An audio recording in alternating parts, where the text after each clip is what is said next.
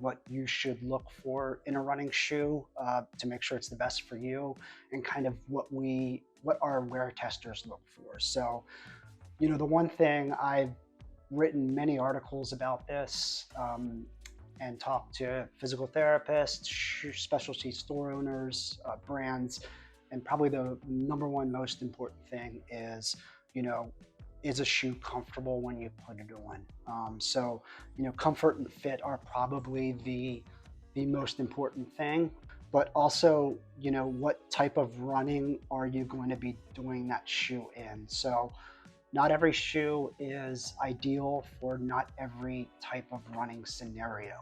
There are all-arounders like this one. This is what we named best overall, the Asics NovaBlast 5.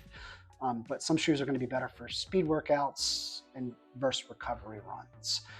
So kind of some of the ways that you can tell and that you want to look for in shoes is probably the midsole. And what the midsole is this kind of thick sole of rubber here. So the trend has been towards shoes getting more and more cushioned. There are still lower profile shoes that aren't going to have that real plush kind of like pillowy feel, but the majority of shoes today are pretty high stack height. Kind of understanding what your cushioning preference is important.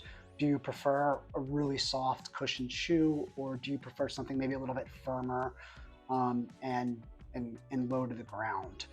So, one of the ways that you can tell that is in what we call the stack height, which is going to be the measurement from the bottom of the midsole to the bottom of your foot. Higher stack heights nowadays, we're looking about 40 millimeters. So anywhere I would say 36 and up is probably really thick. Anything 36 and below is now going to be average to lower profile. So if you do like kind of less cushioning, you want to go down in the millimeters, maybe something around 32. So that's how you can kind of tell the cushioning preference. As far as the fit, as I said, our wear testers kind of range in various fits. So in the reviews, we try to include, is a shoe going to be true to size, or a little bit narrow, or a little bit wider?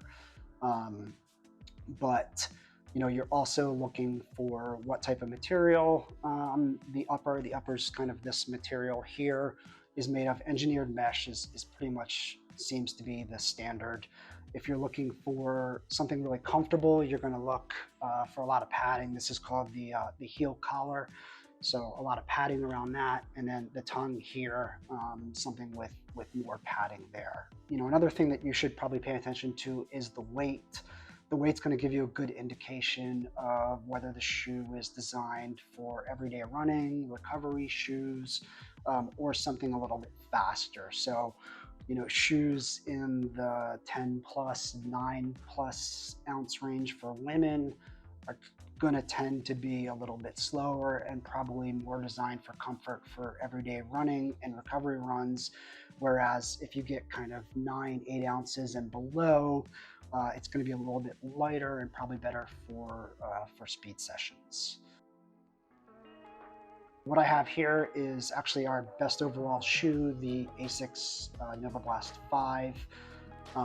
This shoe just across the board with our testers tested extremely well. Here at Outside, I would say we have probably one of the most extensive testing programs of any outlet or shoe reviewer.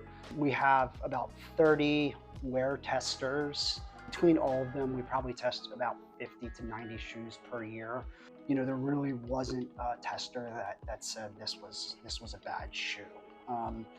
What we look for in a best overall is kind of that all-performing shoe.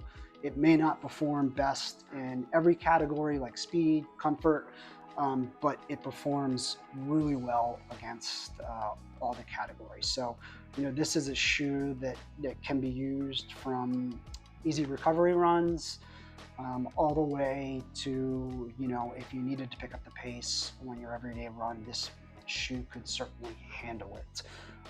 In terms of cushioning, it's on the higher end side. It's 41.5 millimeters in the heel for men and 40.5 millimeters in the heel for women, with 8 millimeter drop. So there is quite a bit of foam under the heel. It's more high cushioned.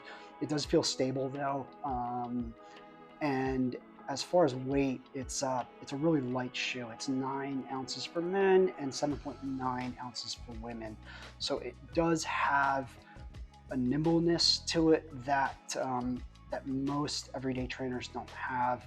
So we just really found this shoe to be a great all-around shoe for almost every runner.